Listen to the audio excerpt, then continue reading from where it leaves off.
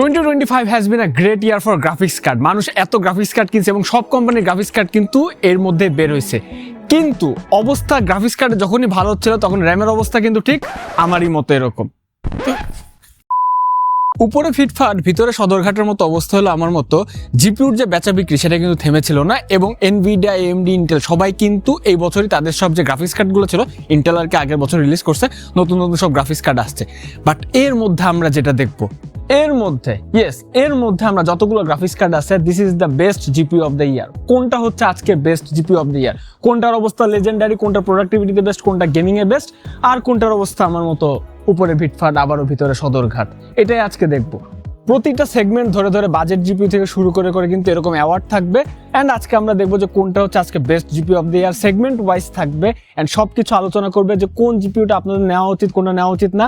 এরপরও র্যামের প্রাইসের যে অবস্থা, এখন কি করবেন না করবেন, গ্রাফিক্স কার্ড কিনা থামেন না। তো চলুন আমরা দেখি যে আজকের অ্যাওয়ার্ড শোতে যাওয়া যাক।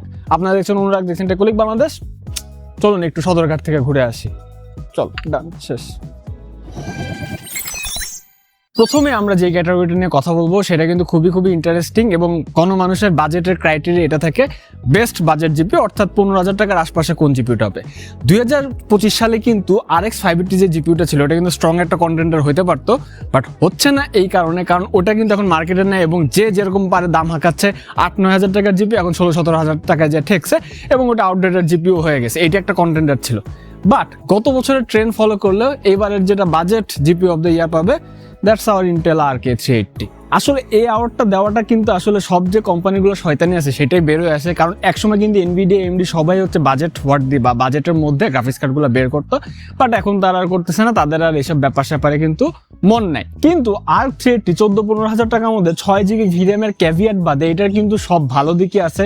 ইন্টেল প্রচুর ড্রাইভার আপডেট দিচ্ছে, 2024-এও আমরা এটাকে অ্যাওয়ার্ড দিয়েছি এবং আর কোনো অপশন নেই, এটাকে দিতে হচ্ছে যারা ভিডিও এডিটিং করবেন তারাও কিন্তু ছোটখাটো ভিডিও এডিটিং AV1 এনকোডিং এর মাধ্যমে খুব ইজিলি করতে পারবেন। So definitely this our best GPU of the year. Okay, এখন বাজেট বেস্টের পর আমরা একটু হালকা পাতলা ফ্ল্যাগশিপ টায়ারের দিকে যাই যে কি অবস্থা।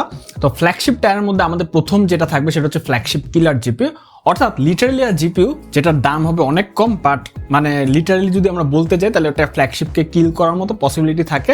এখানে আসলে জিপিইউর যে সেগমেন্ট এটা আসলে মোবাইলের মতো কাজ করে না, বাট তারপর একটা পিপলস চয়েস অ্যাওয়ার্ড টাইপ দেওয়া যায় এখানে ফ্ল্যাগশিপকে। হ্যাঁ, অ্যান্ড এই সেগমেন্টে কিন্তু অনেক রকমের গ্রাফিক্স কার্ড আছে। 5080-কে একটা ফ্ল্যাগশিপ কিলার বলা যায়। ইয়েস, ডেফিনেটলি খুবই র পারফরমেন্স ইজ ভেরি গুড। আমাদের যে কোথায় 5080 বাবা যে এখানে আছে। অ্যান্ড তারপরে যদি আমরা দেখি এখানে আমাদের 7800 XT ছিল, 7900 XTX ছিল, বাট ওগুলো তো আগের জেনারেশনের অর্থাৎ আগের বছরের জিপিইউ, ওগুলোকে হিসাবে টেনে আসলে লাভটাপ নাই। তো এইখানে আসলে আমি সব কিছু বিবেচনা করে আমার সব থেকে পছন্দ যেটা হয়েছে ফ্ল্যাগশিপ, যেটা আমাদের কিলার। তো ফ্ল্যাগশিপ কিলার যেটা, সেটা definitely it has to be কোথায় RTX 5070 and this is our flagship killer GPU of this year. Yes, এটার হচ্ছে গিয়ে যে র পাওয়ার ইটস ভেরি গুড এবং মোটামুটি যদি আপনারা 80,000 টাকার আশপাশে খোঁজেন মার্কেটে পাবেন। অ্যান্ড এটা আপনাকে একটা খুব নাইস 2K হচ্ছে আপনার গেমিং পারফরমেন্স দিয়ে দিবে, সব কিছু দিয়ে দিবে। তো সব কিছু মিলে না এটার একটা যে ব্যাপার স্যাপার আছে, ফ্ল্যাগশিপ কিলার বলা যায়, বাট লিটারেলি হিসেবে ধরে না, এটা জাস্ট আমরা পিপলস চয়েস হিসেবে দিলাম। ফ্ল্যাগশিপ কিলারের পর আমাদের এবার যেটা দেখতে হবে সেটা হচ্ছে which is the best gaming graphics card of this ইয়ার। ঠিক আছে, মানে গেমিং গ্রাফিক্স কার্ড তো ডেফিনেটলি হইতে হবে। তো গেমিং গ্রাফিক্স কার্ডের অনেক রকমের ক্রাইটেরিয়া আছে, অনেক রকমের বাজেটের ব্যাপার স্যাপার আছে, বাট একটা জিপিইউ যেটা আনডিসপিউটেডলি একদম মনে করেন গেমিং এর ইন্ডাস্ট্রি ডেকেই কাঁপায় দিছে। ঠিক আছে, আসার পর মনে করেন ওর চেয়ে হায়ার টায়ারের যত জিপিইউ আছে ওগুলোকে একদম ফাটায় ফেলছে। এইখানে undoubtedly it has to be কোথায় RX 9070 XT পাওয়ার কালারেরটা আমরা কয়েকদিন আগে করছিলাম এবং আমার হাতে যেটা আছে এটা সাফারেরটা, এবং এইটা হইতেই হবে কারণ এইটা যে পারফরমেন্স ডেলিভারি দিচ্ছে, কস্ট পারফরমেন্স ফাটায় ফেলছে, রে ট্রেসিং পারফরমেন্স AMD ঠিক করে ফেলছে, RDNA 4 দিয়ে। RDNA 4 এর কারেন্ট ফ্ল্যাগশিপ জিপিইউ কিন্তু এখন এটাই, এখনো কিন্তু সামনে আর কিছু আসে নাই। এবং এইটা 5080-কে বলেন এর কাঁধও নিঃশ্বাস নেয়, এটাকেও কিন্তু প্রাইস টু পারফরমেন্স ফাটায় দিছে। 5070 Ti 5070 এগুলো তো বাদই দিলাম। এবং AMDর যে দুর্নামটা ছিল আপনার রে ট্রেসিং নিয়ে, ওটাও কিন্তু বেশ ভালো মতো ঘুচায় ফেলছে। র মাসেল পাওয়ারে 300-350 ওয়াট এমনি করে আপনার পাওয়ার সাপ্লাই থেকে চুষতে থাকবে। ভাই সালাম এই জিপিইউকে। ঠিক আছে, অ্যান্ড এখানে অনারেবল মেনশন কিন্তু একটা জিপিইউকে দিতে হয়, সেটা হচ্ছে ওটারই ছোট ভাই 9060 XT 16GB, যেটা ইটস আ গ্রেট কার্ড। আবার 5060 Ti 16GB এগুলো খুব ভালো কার্ড আছে, বাট সব কিছু মিলে ওভারঅল সিনারিও বিচার বিবেচনা করে এটাকে দিতেই হবে। ঠিক আছে, so this is hour gaming GPU of the ইয়ার। এইবার যদি একটু আমরা আমাদের ওভারঅল বেস্ট, ঠিক আছে, একটা গ্রাফিক্স কার্ড যেটা কিন্তু ওভারঅল সমস্ত ক্ষেত্র দিক দিয়ে থাকবে, হ্যাঁ, অ্যান্ড ওভারঅল স্পেকট্রামের কথা যখন আবার আসবে, আবারও আমার বলতে হবে এনভিডিয়ার উপর আপনাকে ওভারঅল দিতে পারবে না, সেটা এআই মেশিন লার্নিং এর কাজ হোক অথবা হচ্ছে ভিডিও এডিটিং হোক, 3D ওয়ার্কলোডে তো আপনার এমডি ইন্টেল দিয়ে চালুই হবে না। তো ডেফিনেটলি এখানে হচ্ছে এখন ওভারঅল যে বেস্ট, এখন ওভারঅল বেস্ট করতে গেলে অনেক রকমের ক্রাইটেরিয়া থাকে, বাট বাংলাদেশের যে মার্কেট সেটা আমাদের বিচার বিবেচনা করতে হবে। সেই অনুযায়ী একটা মিডিয়ান বাজেট, অর্থাৎ যেটা গণমানুষ কিনতে পারবে, খুব একটা প্যারা খাইতে হবে না, খুব একটা জিনিসপাতি বিক্রি করতে হবে না, নিজেদের কিডনি বিক্রি কথাবার্তা আসবে না, বাট খুব গ্রেট অ্যান্ড সাস্টেইনড একটা পারফরমেন্স ডেলিভারি দিবে, সেটা হচ্ছে আমাদেরকে দিতে হবে। তো এইখানে একদম ওভারঅল বেস্ট যে জিপিউটা, এটা কিন্তু জিপিউ অফ দ্য ইয়ার না বাই দ্য ওয়ে, এটা হচ্ছে ওভারঅলই আর কি, যেটা সব থেকে অ্যাক্লেমড এবং ভালো। And it has to be our কোথায় 5060 Ti 16GB। ইয়েস, এই গ্রাফিক্স কার্ড যখন থেকে আসছে তখন থেকে লিটারালি ফাটায় যাইতেছে 2K রেজলিউশনের বস গ্রাফিক্স কার্ড, 60 থেকে 70,000 টাকা রেঞ্জের মধ্যে বা একটু আপার রেঞ্জের মধ্যে এই গ্রাফিক্স কার্ডের আসলেই কিন্তু তেমন কোনো জুড়ি নাই, ঠিক আছে। কারণ থাকবে কিভাবে, আপনি 16GB VRAM পাচ্ছেন, NVIDIA DLSS 4 পাচ্ছেন, ফ্রেম জেনারেশন পাচ্ছেন, সব পাচ্ছেন, এবং যারা হচ্ছে মেশিন লার্নিংয়ের ব্যাপার স্যাপারে কাজ করে, এলএলএম মডেলস নিয়ে কাজ করে, তাদের কিন্তু VRAM-এর জন্য কান্নাকাটি করে, এবং তাদের জন্য এই গ্রাফিক্স কার্ড। তো সামনে ভ্যালেন্টাইন্স ডেতে যদি কেউ প্রেমিক প্রেমিকা থেকে চেতে চান, তাহলে আপনারা 5060 Ti 16GBটা নিতে পারেন। বাট র্যামের যে অবস্থা জানেনই তো, কয়টা কি কিনতে পারবেন, কিনেও কতটুকু লাভ হবে, চালাতে পারবেন কিনা, জিপিউ সাজায় রাখতে হবে, কি আর করা। Now we definitely have to talk about the best productive GPU of the year. Best productivity GPU কিন্তু এখানে কিন্তু ডেফিনেটলি ইউ হ্যাভ টু চোখ বন্ধ করে এনভিডিয়াতে যেতে হবে, বিকজ প্রোডাক্টিভিটি ডোমেনের যে পুরো রেঞ্জটা সেটা কিন্তু এনভিডিয়াতেই আপনারা শুধুমাত্র পাবেন। বাট এইখানে আমাদের মিডিয়ান করে এমন একটা গ্রাফিক্স কার্ড বের করতে হবে যেটা আসলেই বেস্ট। এর মধ্যে কিন্তু 5060 Ti, তারপরে হচ্ছে 4070 Ti সুপার আগের যেগুলো আছে, দোজ ওয়াজ রিয়েলি গুড, এখনো ভালো করতেছে অনেক, কোনো প্যারা নেই। বাট 5080ও আছে, এটাও কিন্তু হায়ার রেঞ্জ, আবার একদম হায়ার রেঞ্জে যদি যাই 5090।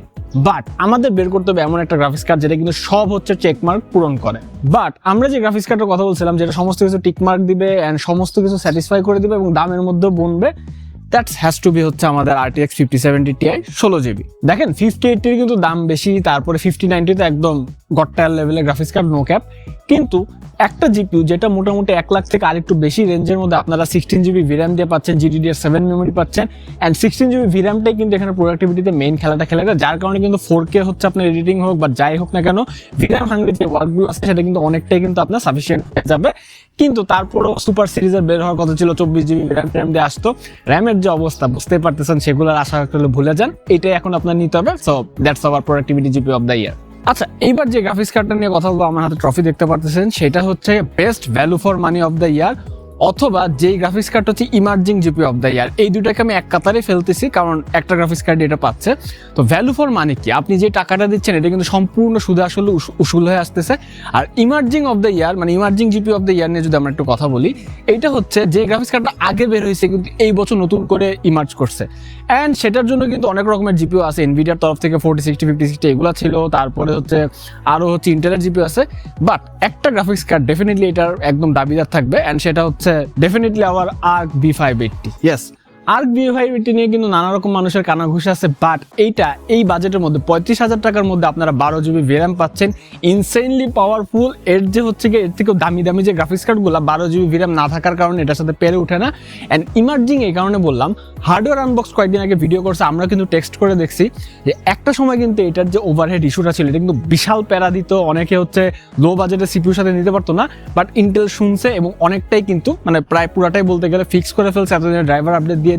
So definitely it has emerge again from the Ashes, ঠিক আছে। 2024 একটা ফ্লপ ছিল, 2025 কিন্তু বেশ ভালো করতেছে। Yes, you can do the productivity task, can productivity মানে 3D টাস্ক করতে পারবে না, বাট এইটা ছাড়া গেমিং হোক বা রেগুলার অ্যাক্টিভিটি হোক, this is the best value for money GPU of the year definitely. এইবার যেটা নিয়ে আমরা কথাবার্তা বলবো সেটা হচ্ছে মোস্ট ইমপ্রুভড জিপিউ, অর্থাৎ যে জিপিউটা জেনারেশন ওয়াইজ একটা বিগ জাম্প দিছে। ওকে, অ্যান্ড এইখানে যদি আমরা কথাবার্তা বলি, এইখানে জিনিসটা হচ্ছে মানে তার যে গত প্রিডেসেসর ছিল তার থেকে কতটুকু ভালো পারফরমেন্স দিতে পারতেছে, এটাই হচ্ছে এখানে মুখ্য বিষয়। হ্যাঁ, এখানে কিন্তু এমডির জিপিউ কিন্তু ফাটাই ফেলছে, গত জেনারেশনের তুলনায় বেশ ভালো একটা পারফরমেন্স দিছে।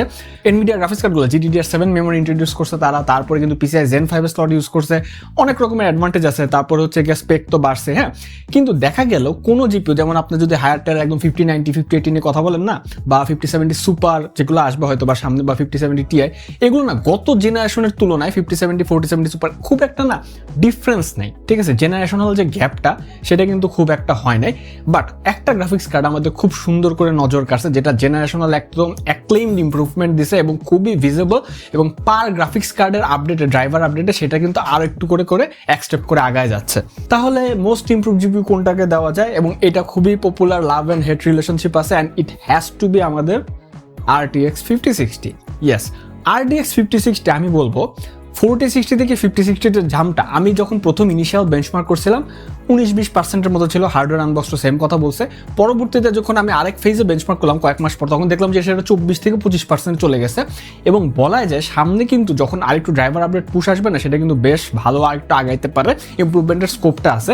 অ্যান্ড এই গ্রাফিক্স কার্ডটা নো জোক, এই বাজেটের মধ্যে 40,000 টাকার রেঞ্জ, এখন মার্কেটটা স্যাচুরেটেড আছে, 40-42-45,000 টাকার মধ্যে পাওয়া যায়, এর মতো গ্রাফিক্স কার্ড আপনি খুব কম পাবেন। ইয়েস, 8GB VRAM একটা ডেফিনেটলি ক্যাভিয়াট, বাট এখানে আমরা VRAMটাকে কনসিডার করতেছি না, এটা এনভিডিয়ার শয়তানি কি আর করা, কিন্তু তারপরও এইটা আপনাকে যে পারফরমেন্স দেবে, যে রে ট্রেসিং পারফরমেন্স দেবে, 1080p গেমিং এর যে স্টেবল পারফরমেন্স দেবে, GDDR7 এর যে পুশটা আছে আনরিয়েল। এখনো কিন্তু 25% হেডরুম আপনারা 4060 তে পাবেন, এবং ডেফিনেটলি 4060 কে একদম মার্কেট থেকে পিঞ্চ আউট করে দিয়েছে, no cap.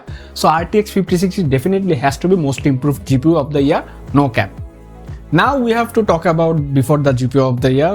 Definitely it has to be the big gun, the big man, ঠিক আছে, the ultimate flagship GPU of the year, ঠিক আছে। মানে এইটা আসলে কিছু বলার নাই, আগে ইয়েটা একটু খুঁজে বের করি, কই, আচ্ছা এখানে, ঠিক আছে।